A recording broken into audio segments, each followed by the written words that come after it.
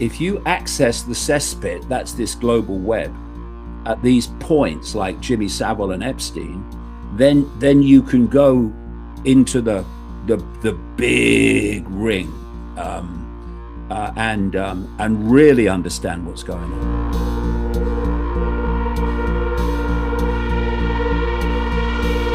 She's been convicted. She's in jail, and she knows where the bodies are buried, symbolically and literally. And so you got a problem. You know, he's out of the picture, but she ain't. Prince Charles is disgusted with him until they cut him off. We can't protect him anymore, or it's all going to come out. That's what's seeking to protect Andrew. And so one of the things that you find in Freemasonic lodges, particularly in London and the Metropolitan Police, is that key police officers are members of these Freemasonic lodges, and therefore they will do what they can to serve the interests that the lodge wants them to serve. And of course, just as an aside, but it's an important one, is you've got criminals in the same lodge. And so you have, this has come out from time to time over the decades, you've got police officers in the lodge who are protecting fellow Freemasons in the lodge who are criminals. I mean, the whole thing is a cesspit.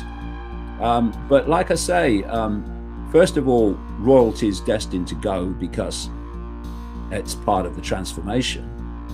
And but they will protect him as much as they can until it threatens the web itself, and then it will be gone. It will be hung out to dry.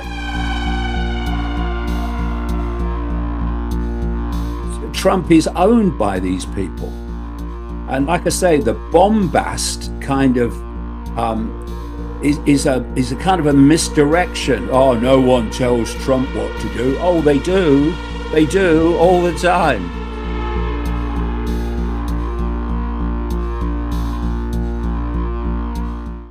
Out of all of the conspiracy researchers, it was David Icke who has woke me up the most.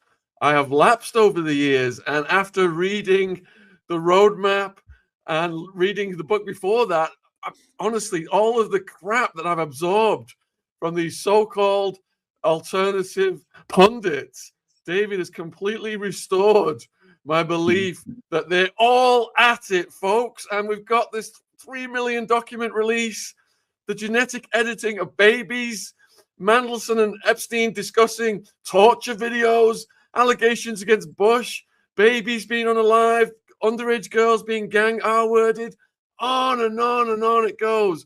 A complete vindication of David's work. So we salute you, man. I mean, you, since this came out, you must have been like, well, told you so.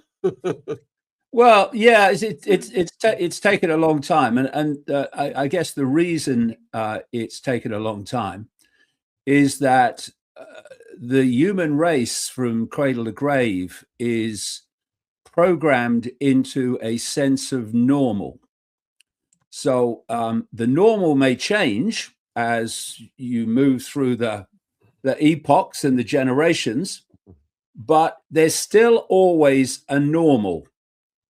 And that normal has never come close to encompassing the fact that the level of pure, undiluted evil that is behind the manipulation of human society includes the sort of things you've just been describing.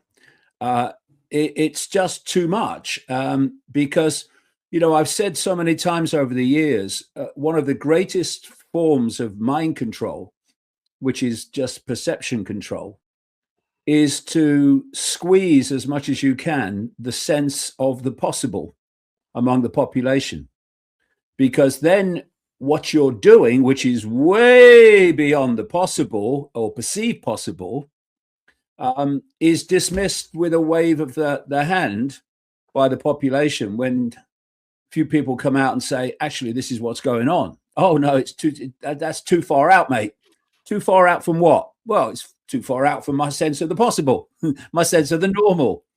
So I'm not surprised it's taken so long for us to reach a point where this can be encompassed. And, people have said to me over the years, when you came out with this stuff about other dimensional entities and all this stuff and all this human, didn't you realize that people would laugh at you? And I'm thinking, do you know, I'd actually worked that out. That they would do that. But the point is, if what you're saying has validity, at some point it will be shown to be so. And it may take a long time, but eventually it will. Because the truth in the end does have a habit of seeping to the surface. And that's what we're seeing. But even now, at the level of the Epstein files, etc., we're nowhere near the bottom of the rabbit hole. Yeah, so I'm on chapter 22 of the roadmap, folks, and I would urge you guys to get it. The audio book, he's narrated it himself. All of David's links are in the description box. And, Trump came in, his old admin came in saying they were going to release the files, they were going to support the survivors. They got in and did the complete opposite. I mean, and there's still people saying Trump's playing 5D chess with the Illuminati. He's a good guy. He's just doing these moves. What do you say to these people, David? Well, I say he must be playing 5,455 D chess then. The point is that I've said so many times over the years, know the outcome and you'll see the journey. If you don't know what the outcome is planned to be, where humanity is being taken, then everything seems random. It seems to be unexplainable and just random events happening. But once you realize where we're being taken, the outcome planned, then suddenly the apparently random become very clear stepping stones to that outcome. And one of the things that you realize, well, I did a long time ago now, is that the people in apparent political power are just gophers.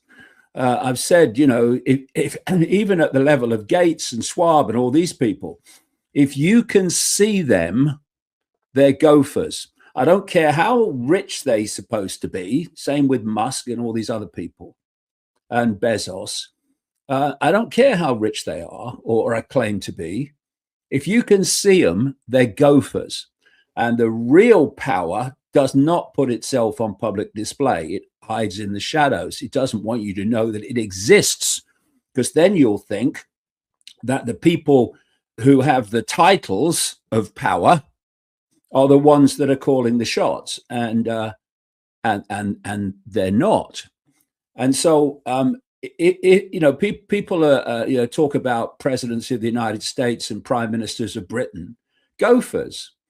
And so you have this this drive, this direction to greater and greater dystopia that this, what I call global cult, has been orchestrating over a very vast amount of what we call and perceive as time anyway.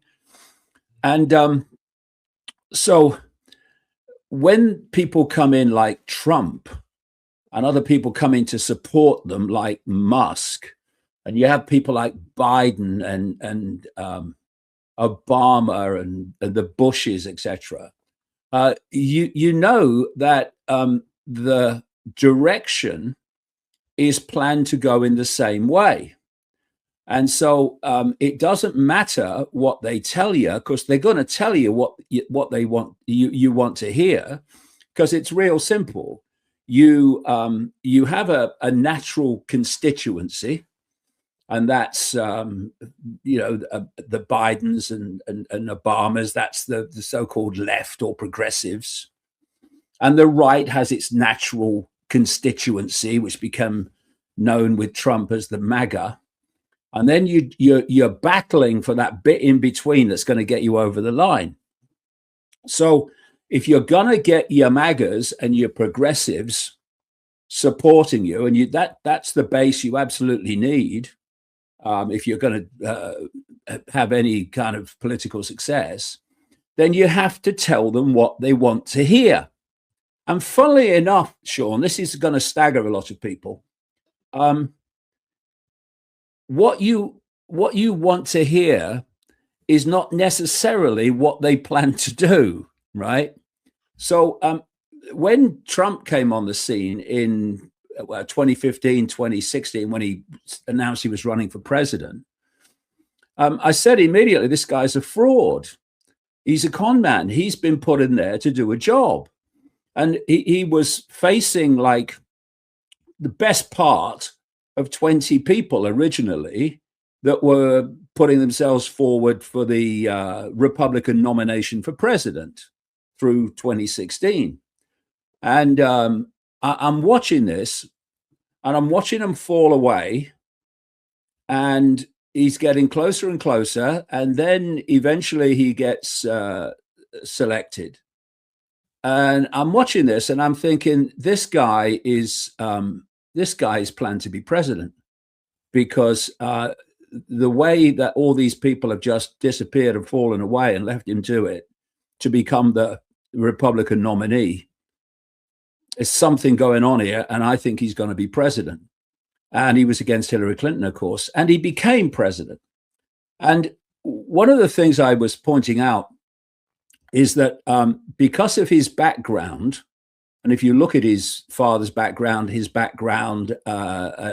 connections to the ultra-Zionist mafia, etc., in New York and so on, Roy Cohn and this psychopathic lawyer that was his mentor.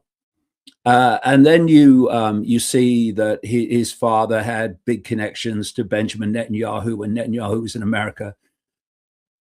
And you realize that this guy is beholding to this Israel part of the cult, and that he's going to give them whatever they want, or basically as much as he can get away with. And so he came in and did basically just that. He gave them the transformation of the American embassy and the move from Tel Aviv to Jerusalem, which was a fantastic, not just symbolic, but literal slight on the Palestinians. He gave them support to take over and to own, as part of Israel, the Golan Heights. There's even a place, a location named after him there because of that. And of course, the Golan Heights was part of Syria. And so when he came in this time, and unless they absolutely change the whole system and give him a third term, I'm not sure he'll be around for a third term, but anyway, but unless they do that, he's talking about that, it's going to be a real challenge to do that. But he does not have another election to win.